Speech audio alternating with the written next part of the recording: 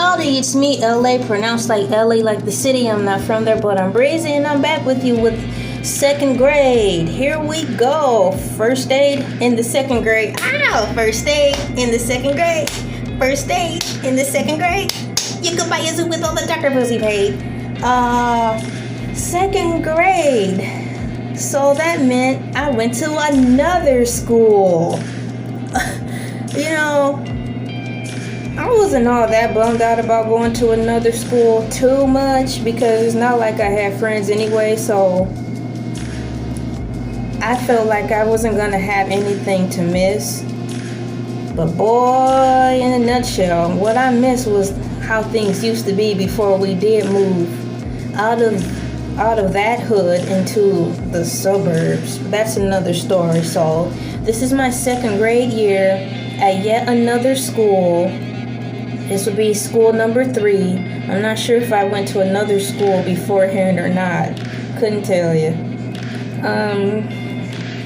I went to a school called Thomas White Elementary, and I started my second grade year there. And the teacher I had, her name was Mrs. Dory, and that's funny because speed the camera up 80 years later, there is a movie called Finding Nemo with the fish named Dory. And Dory has memory problems, and it's funny because my second grade teacher name was Miss Dory. For some reason I remember her. It's weird how stuff ties in like that. Second grade was traumatic for me, meaning because I moved from a neighborhood where everybody looked the same, meaning everybody was black or, like Mexican. So our skin was, tanned up, we had color to our skin, so when we moved to the suburbs, I saw like white people. I'll see white people. Like white kids and stuff like that. So that was new to me, and it was weird because I only saw them on TV. So in my head, it seemed like they only lived on TV in like a whole nother land or world. But kind of think about it, they do live in their own land in another world to this day. Kind of literally speaking and metaphorically speaking. So second grade, as an introvert, making friends. Do you think I was really trying to make friends then? I mean, like, there's new kinds of people there. It just, and the whole school environment, I didn't like it. I can tell you that much for sure. I liked Emerson's school. I liked that building. I liked the comfort it brought. I liked the energy in that building. I did not feel comfortable at Thomas White Elementary. And it don't help that the elementary had the word white in it neither. I should be telling you something. The school felt uninviting in certain areas. It was like the school had hot and cold points. And unfortunately, my first experience there as a second grade, my classroom was in the cold point of the school. And it didn't feel inviting. It was looming with like uncomfort. Oh boy, making friends in second grade, I didn't even try. I didn't. I just didn't. I can tell you that much for sure now, thinking back. I don't remember ever putting forth an effort to make friends in second grade. For some reason, I think I was just tired. I remember sitting at my desk a lot, just trying to adjust, not understanding how kids, they still talked a lot, but these kids, they talked about other stuff that I felt I should have known already. So I felt kind of stupid. I felt stupid. So I chose to just keep my mouth quiet. They even said words that I never heard before, put words in sentences that I never heard before. So I just chose to be quiet. I didn't know what the word observant probably, but that's what I did. I found a place Well, I couldn't even do that. When we first got there, like the first semester, the first half of school, we had assigned seatings. Again, with the assigned seatings. I don't like assigned seatings because it made me feel some type of way. I felt assigned seatings was how the teacher felt about you. And they placed you around certain kids because that's what they thought about you. That's how I felt. So I didn't like where I sat, close to the door, close to the teacher, towards the front. And I'm like, I'm a good student, so why would you even have me in the front? You need the bad kids in the front and close to the door. So I didn't like that because I felt like I didn't have any privacy because I was already up to the teacher. And then by the hallway door, so there was too many distractions. And unfortunately, the classroom across from us always seemed like they had more fun, so that really didn't help. But honestly, second grade was more of a culture shock than anything. Getting used to new air, new energy, new landscapes, different colored people, how they talked, how they dressed, how their lives seemed better. Even some of the black kids, they their lives even seemed better. I felt isolated because the energy and joy that they had, I couldn't relate to. I didn't understand it. So I just did a lot of absorbing and started becoming really confused a lot in second grade. I became really confused as to how come I don't feel the way those kids feel, like happy to go home or just happy to have something to talk about or to just have friends. As I'm talking, the two black girls are already paired up, so they were like already friends already. Everybody there seemed to already be in their own community, already have friends, and it's because they did all live in that area.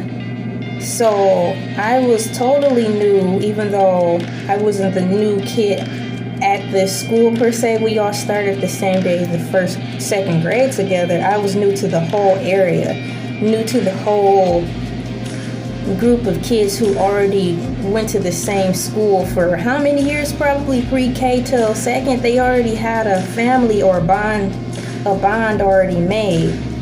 So everybody knew one another, and I did stick out because I had never seen you before. So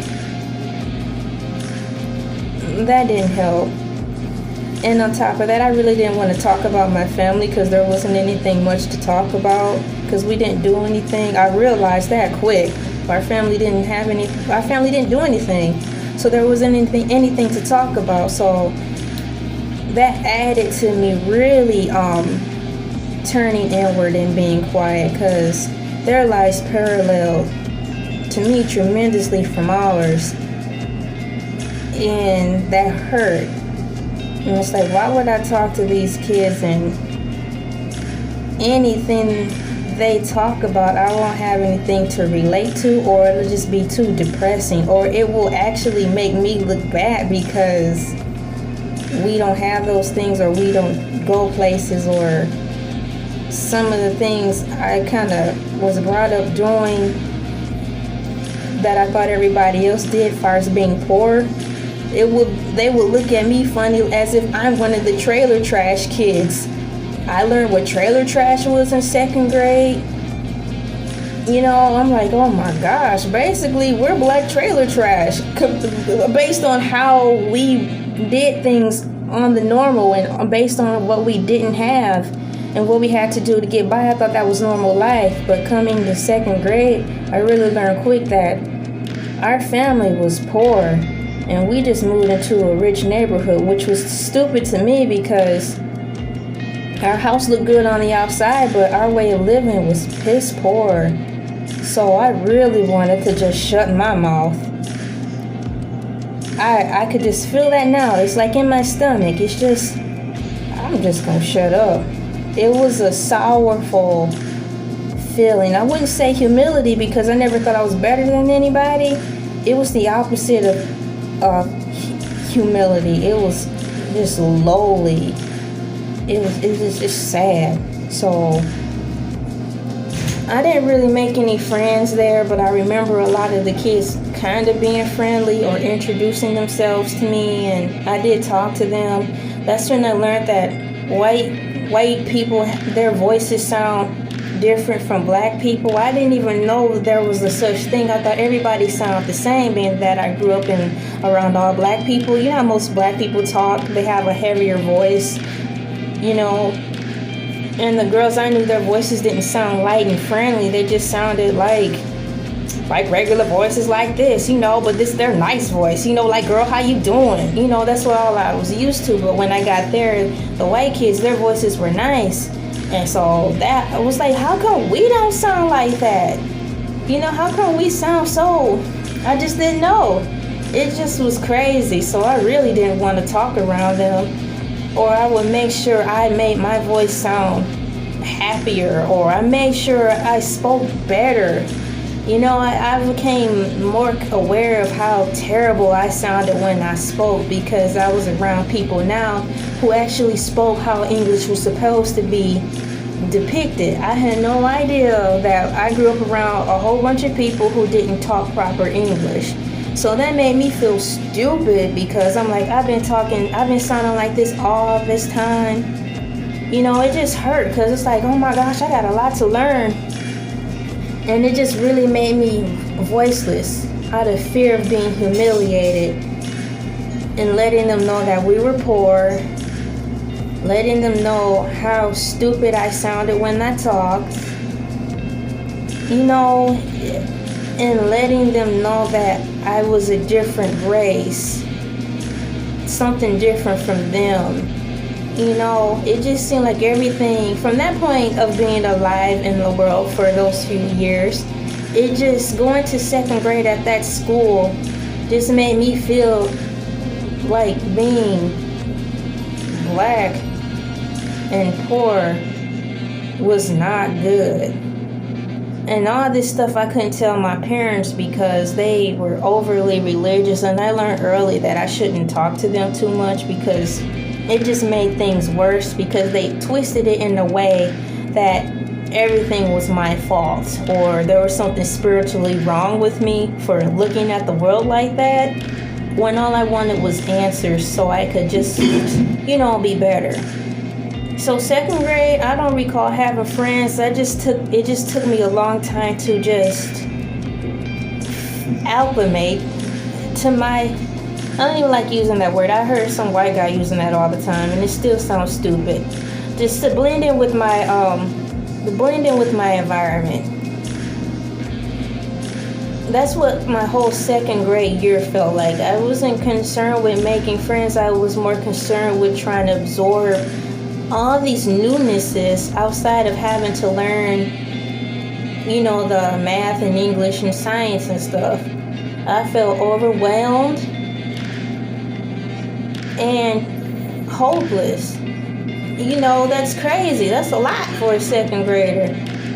And I felt hopeless because I was just a kid, and what the heck am I going to do about it? So that was second grade. I learned what trailer trash was, and honestly, thinking back on the kid that they considered trailer trash, I thought those kids were really nice. So in my head, I'm like, why would they not want to talk to them, or why would they low-key talk about them? I learned a lot. I learned so much. Kids can be so cruel. They talk about others in their face, behind their back. That's when I learned that certain races thought they were better, and I learned that people thought having a certain amount of money made you better. But just for the life of me, I didn't know that. I didn't understand why they called kids trailer trash. That was my first time being introduced to that world in second grade, but I didn't like it because they all seemed nice to me. And I would have rather hung around them, and I can see both of them in my head, but I won't say their names. But I guess since they were nice, you could tell they weren't prejudice, but I can tell at the same time they really didn't want to hang with me because we didn't have anything in common. So it was like, dang, I don't even fit in with them. But I still would have preferred to be around them because their energy was warmer, was a little more sunnier.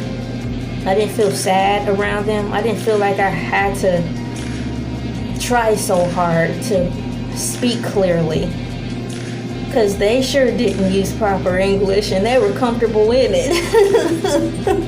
So I can say thank you to the quote-unquote trailer trash kids, for lack of a better word. But you guys actually made my second grade year feel better. Thank you, trailer trash kids, for being yourselves. And I'm sorry that there is even the term for that. But you guys are nice. So that's my second grade year. My name is Elay, pronounced like Ellie, like the city. I'm not from there, but I'm breezy.